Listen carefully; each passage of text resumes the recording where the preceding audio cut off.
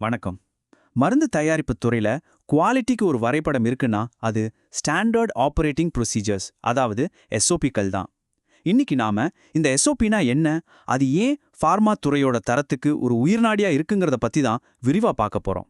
சரி, வாங்க ஒரு முக்கியமான கேள்வியோட ஆரம்பிக்கலாம். நீங்க எடுத்துக்கிற ஒவ்வொரு மாத்திரையும் ஏன் அச்சசலா ஒரே மாதிரி இருக்கணும்னு எனக்கு அதை யோசிச்சிருக்கீங்களா? ஏன்னா மருந்துல ஒரு சின்ன மாற்றம் வந்தா கூட அதோட விளைவு ரொம்ப பெருசா இருக்கலாம். இது ஒரு நோயாளியோட பாதுகாப்பு சம்பந்தப்பட்ட விஷயம். அப்போ இந்த சீரான தன்மை எப்படிதான் கொண்டு வருது? அங்கதாங்க நம்ம இன்னைக்கு பேச போற விஷயமே வருது.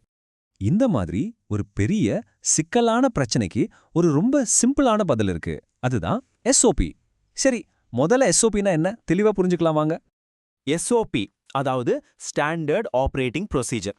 இது என்னன்னா, ஒரு வேலையை எப்படி செய்யணும்னு ஸ்டெப் பை ஸ்டெப்பா சொல்ற ஒரு டாக்குமெண்ட். அதோட முக்கியமான நோக்கம் என்னன்னா, நீங்க ஒரு வேலையை எத்தனை தடவை செஞ்சாலும் அது ஒரே மாதிரி ஒரே குவாலிட்டியோட வரணும். சிம்பிளா சொல்லணும்னா இது ஒரு சமையல் குறிப்பு மாதிரி தான். ஆனா இங்க ஒரு சின்ன தப்பு பண்ணா கூட அது பெரிய பிரச்சனையாயிடும். ஒரு நல்ல எஸ்ஓபில பாத்தீங்கன்னா மூணு முக்கியமான கேள்விக்கு தெளிவான பதில் இருக்கும். 1, என்ன வேலையை செய்யணும். 2, அதை எப்படி செய்யணும். 3, இந்த வேலைக்கு யார் பொறுப்பு. இந்த 3க்கும் பதில் இருந்தா போதும், கன்ஃபியூஷனுக்கே இடமில்ல, இல்லையா? சரி, தியரி எல்லாம் ஓகே. இப்போ பிராக்டிக்கலா ஒரு மருந்து கம்பெனியோட ஃபேக்டரிக்குள்ள எஸ்ஓபி எப்படி யூஸ் ஆகுதுன்னு பார்க்கலாமா? ஒரு ஃபார்மா கம்பெனிக்குள்ள நீங்க எங்க போனாலும் சரி, அங்க ஒரு எஸ்ஓபி இருக்கும்.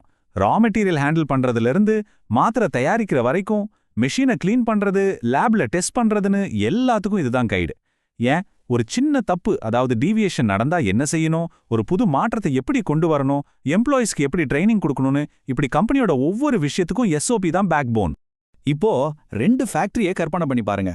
ஒண்ணுல எஸ்ஓபி இல்ல, இன்னொன்னுல இருக்கு. வித்தியாசம் பளிச்சுன்னு தெரியுதா? எஸ்ஓபி இல்லாத இடத்துல ஒவ்வொருத்தரும் அவங்க ஞாபகத்தை வச்சு வேலை செய்வாங்க. தப்பு நடக்க நிறைய வாய்ப்பு இருக்கு.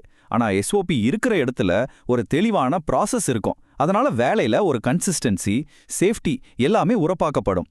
ரொம்ப முக்கியமா, ஆடிட் வரும்போது எந்த பிரச்சனையும் இல்லாம எல்லா ரூல்ஸையும் கரெக்டா ஃபாலோ பண்ண முடியும். பொதுவா ரெகுலேட்டரி ஆடிட் வரும்போது எஸ்ஓபி சம்பந்தமா சில தவறுகளை கண்டிப்பா கண்டுபிடிப்பாங்க. அதுல ரொம்ப காமனானது என்னன்னா, அவுடேட்டட் எஸ்ஓபியை யூஸ் பண்றது.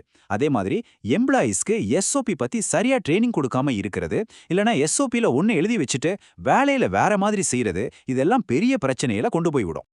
இதுவரைக்கும் எஸ்ஓபியை ஒரு தனி டாக்குமெண்ட்டை பார்த்தோம். ஆனா உண்மையில அது அப்படி இல்ல. அது ஒரு கம்பெனியோட மொத்த குவாலிட்டி மேனேஜ்மெண்ட் சிஸ்டம், அதாவது QMS ஓட ஒரு முக்கியமான பகுதி. இந்த சிஸ்டம்ல எஸ்ஓபியோட பங்கு என்னன்னு இப்ப பார்க்கலாம்.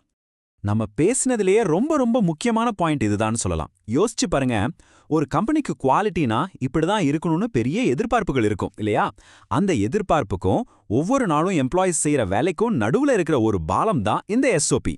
சிம்பிளா சொல்லணும்னா, கம்பெனியோட பாலிசிய பிராக்டிக்கல் வேலையா மாத்துறது தான் எஸ்ஓபியோட உண்மையான வேலை.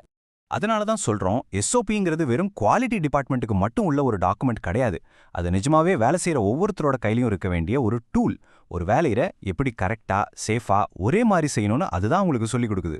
சரி, இப்போ கடைசி பகுதிக்கு வந்துட்டோம். ஒரு நல்ல எஃபெக்டிவான எஸ்ஓபி எப்படி இருக்கணும், அதுக்கு 4 முக்கியமான விஷயங்கள் இருக்கு. அது என்னன்னு பார்க்கலாம். ஒரு சூப்பரான எஸ்ஓபிக்கு 4 விஷயம் ரொம்ப முக்கியம். 1, அது ரொம்ப தெளிவா யாரை படிச்சாலும் புரியுற மாதிரி இருக்கணும். 2, பிராக்டிக்கலா இருக்கணும், சும்மா தியரி மட்டும் போதாது. 3, அதுல என்ன எழுதியிருக்கோ அதை அப்படியே ஃபாலோ பண்ணணும்.